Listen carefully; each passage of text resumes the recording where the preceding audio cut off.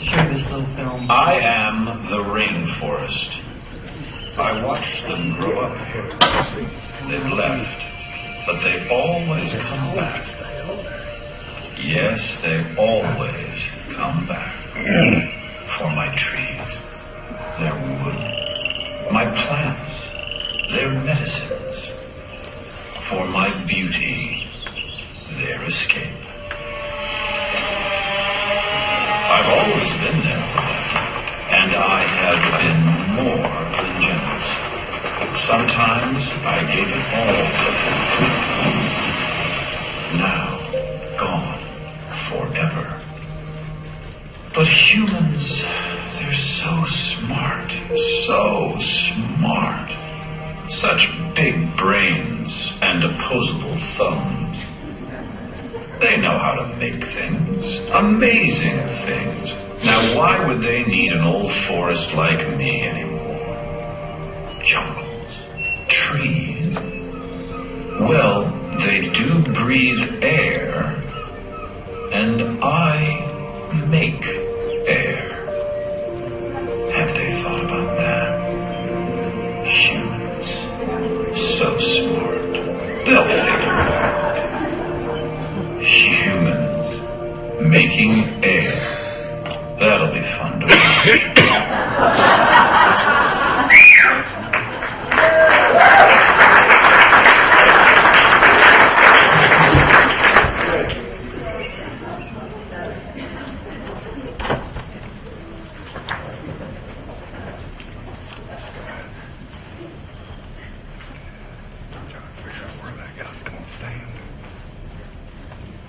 Okay, so in just as short as I can here, for the sake of time, we talked about some thoughts about designing and building in response to climate change that we're dealing with. So we kind of like to categorize it by defining our situation, our problem, our opportunities, and perhaps our future solutions. And I would like to emphasize the word "our" because it is our situation, our scenario, our possibilities that are here. And by our, I don't mean just us humans, but the entire our entire planet, actually, and all of the living beings that are on our planet. We are, in fact, all in this together. And so in Sector 9, resources and infrastructure, I think when we think about infrastructure, what is that? It's primarily the built environment that we are creating, but the infrastructure is also the planet itself. It's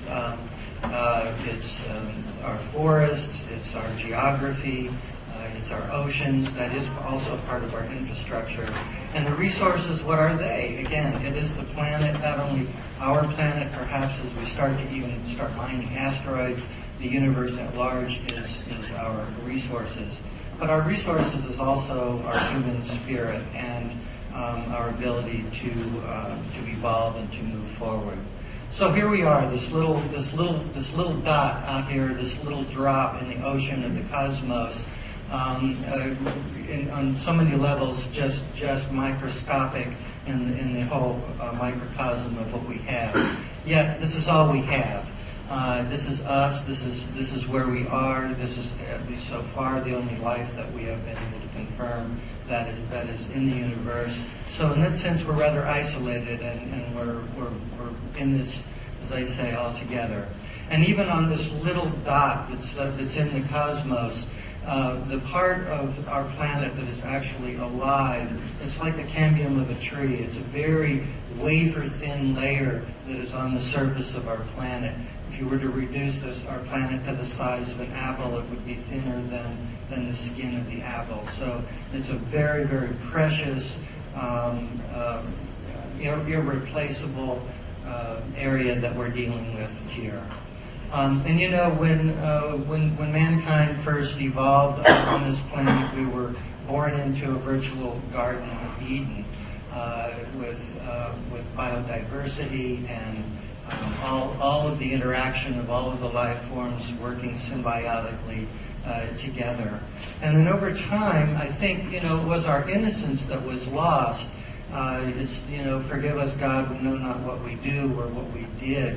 the advent of the Industrial Revolution and all of the promises that it foretold, who would have ever guessed that it would lead us inevitably to where we are today. So in one sense, we are the Earth, the planet is kind of expelling us from the garden. We have this conflict now between the natural environment and the technology that we thought was going to be our panacea for the future, that are now disconnected and discordant, that we need to figure out a way to bring back into balance. So clearly where we are headed, where we have been headed, is not sustainable, and it's very, very destructive, and there needs to be changes that are happening. Sorry. So yes, we are the weapons of our own mass destruction, and we've met the enemy, and it is us. And if you still need proof of global warming, here it is. And what is this doing to us? There's so many different aspects to this, all the way from, with the extreme climatic conditions that we are dealing with right now. So I think it's self-evident. Just look at what happened this last week, even in Texas. So we're dealing with calamity on an unprecedented level. For example, when it comes to our water resources, water of life, our bodies are 90% or more water. This is perhaps one of the most essential elements on our planet, if not the, that allows life to happen. And so we find that we have both too much and not enough water all at the same time. This is a time lapse of Lake Powell that is drying up.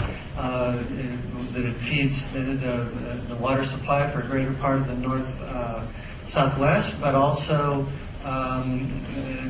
feeds Las Vegas with power. So, when we start to compare all the various energy resources and how they are utilizing water, it seems very, very self-evident again, which directions we should be going.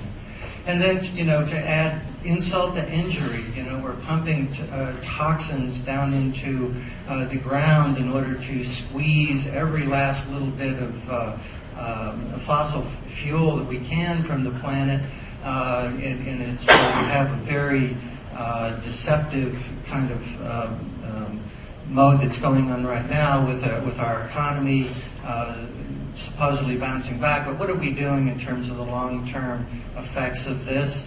Not only in terms of polluting our aquifers, but also actually initiating earthquakes. And so it's a direction that obviously we cannot continue, and that we do need to take some drastic actions to resolve. Probably the most significant outcome of all of this with global warming is the rising oceans. This is what's being predicted right now, even here in the United States. What we are probably in for within the next century. And if you look at all of the ice that could be melting, and this is what we would perhaps end up with, which is not necessarily unrealistic. This might really be happening in the next 100 years or so.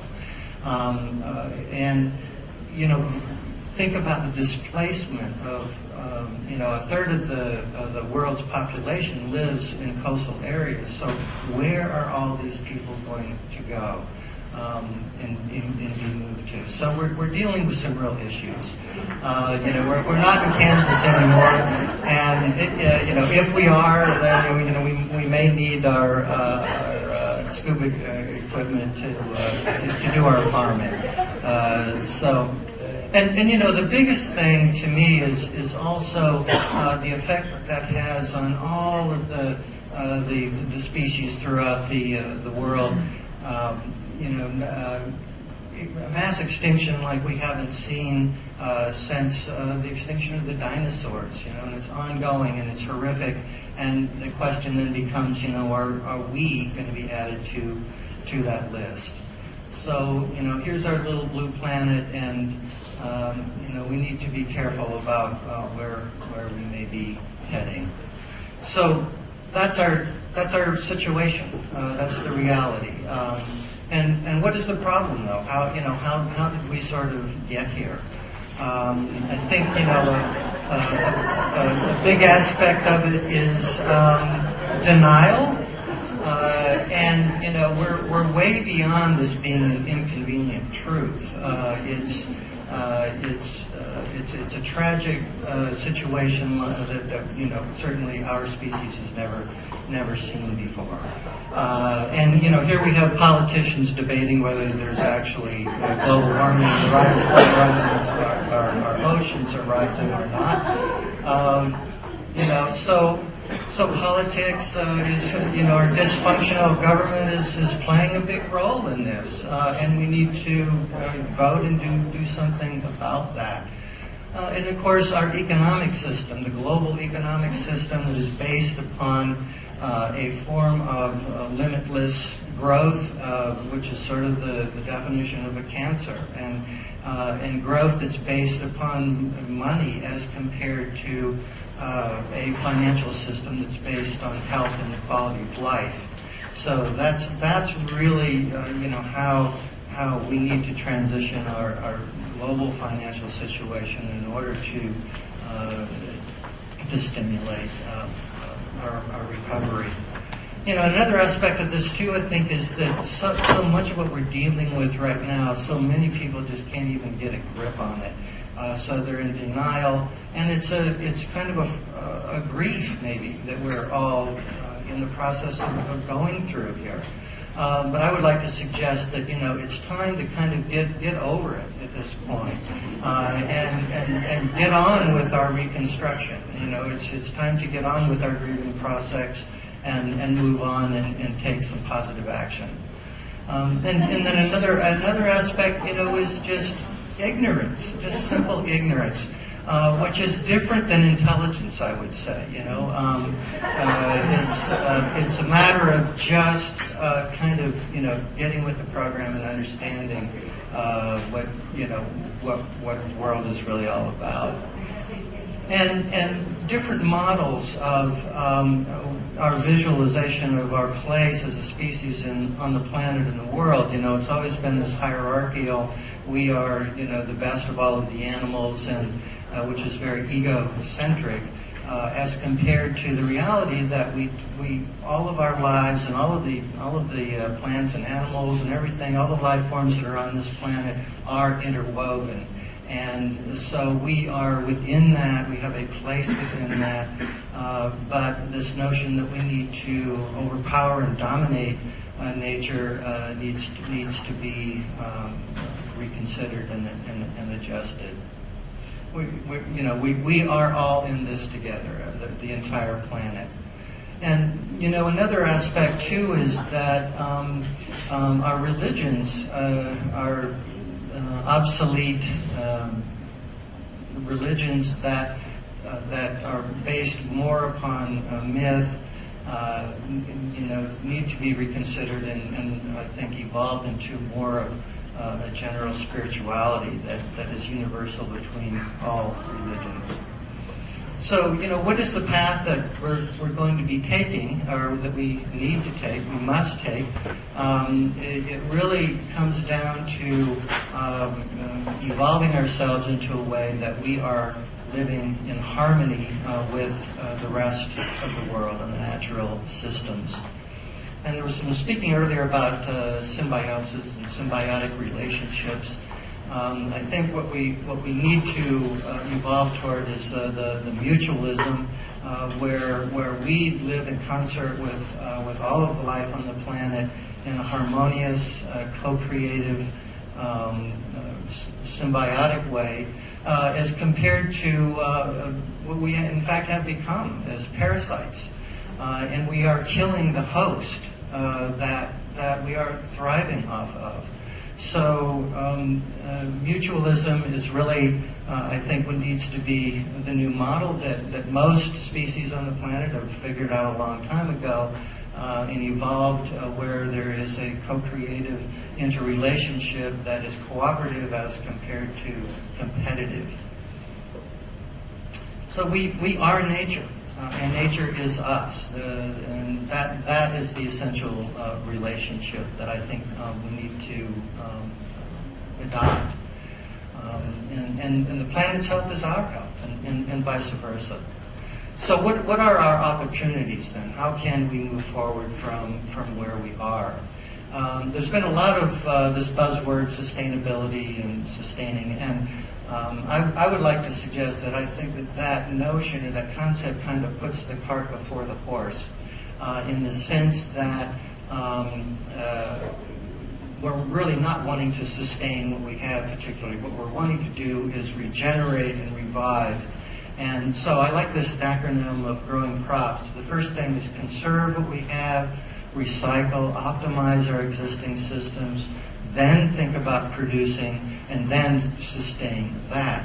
So really the principles of regenerative environmental design, I think, come into play, where design is a way of life, and it's not an afterthought.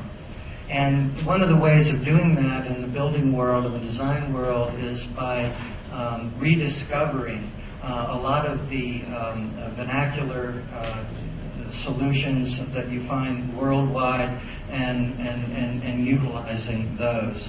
And so when we think about this, I think the notion of the elements, earth, air, fire, water, spirit, come into play. The earth, actually it turns out that the vast majority of all the dwellings on the earth are built of earth, or one form or another, all the way from adobe to brick. So rediscovering all these vernacular solutions that are really rather timeless. Air, fresh air, indoor air quality is important. Natural daylighting, fresh air ventilation, of course, wind power.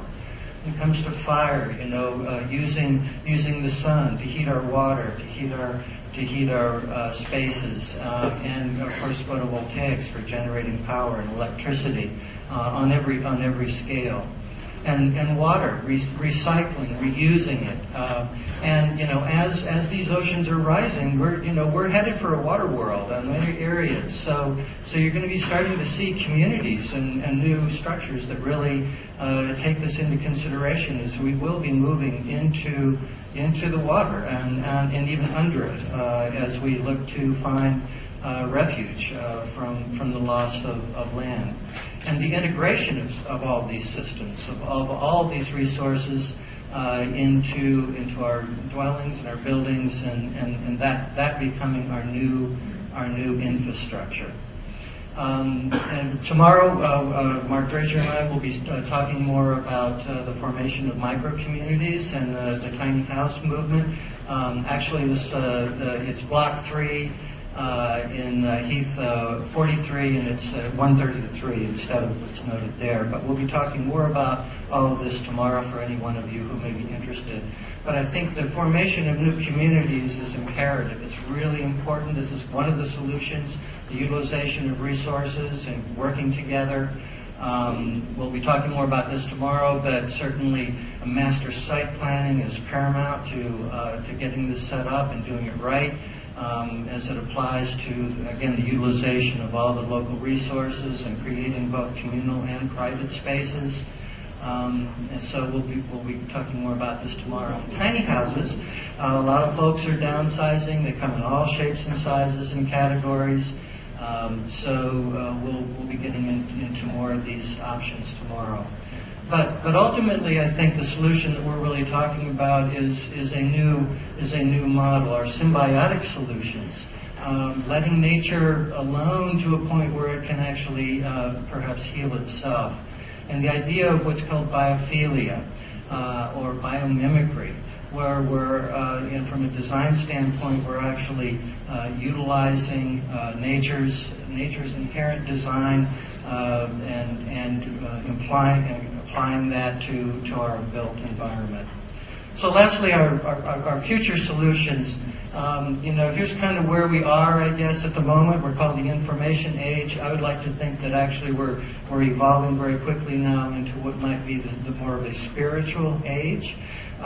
This is, as we've evolved to this point, and it's my own belief that we may be right on the cusp right now of another division in our species tree, not unlike the Neanderthal and the Cro-Magnon, where the people in the societies who do not live harmoniously with the natural environment will fade away, and those who do will survive. I think that's where we are.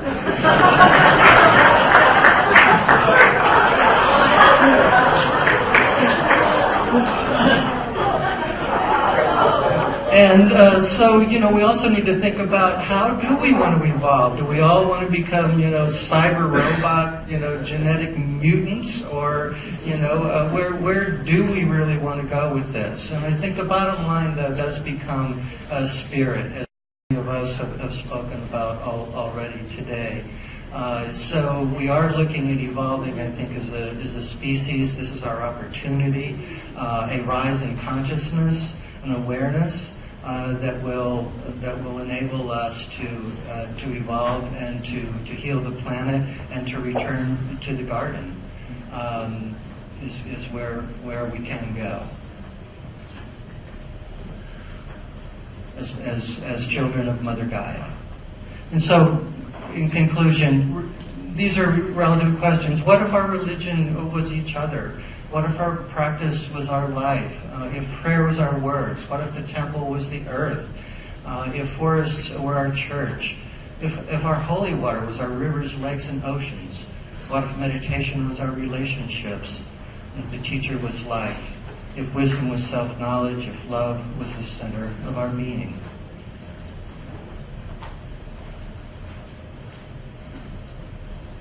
So the bottom line is, yes, I think our universe is a love story, and it's my personal belief that the universe was created in the first place so there would exist that which to love.